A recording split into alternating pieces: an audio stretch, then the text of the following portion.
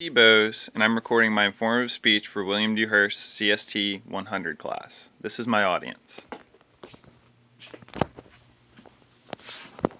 Have you ever wondered how to turn an old log like this into a nice bench like this? My name is C.T. Boaz, and I'm a hobbyist woodworker. I'm here to tell you about the journey that wood takes from logs to lumber. But there are three main steps: milling, jointing and planing, and then finishing. So how do we get that tree on the ground so that we may harvest this precious lumber from it? Chainsaws are the obvious answer, but if a tree is too decayed or rotten for a sawyer to safely fell it down, Bob Beckley says that explosives may be used. Now that the tree is on the ground, we can discuss the different kinds of milling. There's circular saw milling, bandsaw milling, and lastly, there's an Alaskan chainsaw mill, which is this one here. Now, after you decide on a type of milling, there are two different varieties of milling: quarter sawing and flat sawing, according to Mario Rodriguez. Flat sawing involves just making one flat cut throughout the entire length of the log and just continuing down until you're basically out of logs to cut. Quarter sawing involves making this first flat cut as well, but after you've made that first cut, rotate the log exactly 90 degrees and come along the top. Just follow along that line and continue rotating until basically you're out of wood to cut. That will produce a higher quality board than flat sawing, but also produces more waste and involves more effort. After you've milled your boards, they need to dry. They need to dry for about 1 year for every inch of thickness. But according to Troy Edwards, you can speed that process up to about 30 days with the addition of a solar kiln. After the wood has reached the 10% ideal moisture content to be worked, you can move on to jointing and planing.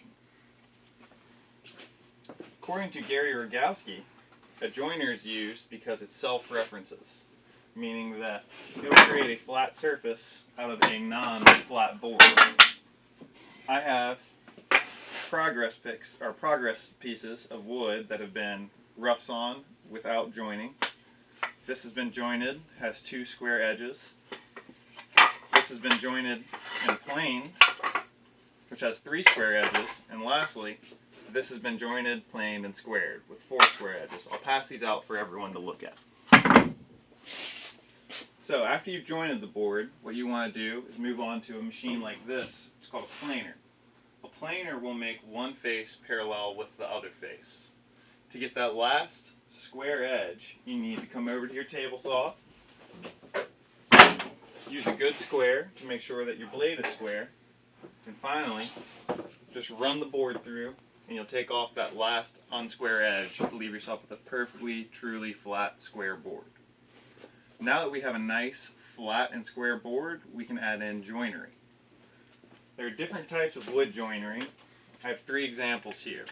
There's a miter joint, dovetails, and a box joints. These are far superior to screw joints because there won't be any rusting or wood movement caused to water with them. I'll pass these out for everyone to look at. So after you've added your joinery, you can assemble everything and glue it together. After it's all been glued together, you can move on to sanding until you're happy with the uniform smoothness, and then if you wish, you can add a stain. After you've stained, or if you choose not to use a stain, you have a couple different options for finishing. You have something like a teak oil, which is an old school, pretty cheap finish. Will result in mild protection, just a light oily coat. Wipe on poly will give you a much more durable, hard surface and very, very smooth. And then lastly, there's spar urethane, which is ideal for outdoor applications as it'll expand and contract with the seasonal movement. Now that we've put the finishing touches on, we can review what we've discussed today. We have discussed the process of milling lumber from a fallen tree, and those 2 different types of milling, flat sawing and quarter sawing. And after properly drying, then you add in things like joinery, assembly, and then put on the finishing touches. I highly encourage everyone to try and create their own lumber, because it's a very, very rewarding and satisfactory feeling creating something like this out of lumber that you've milled yourself.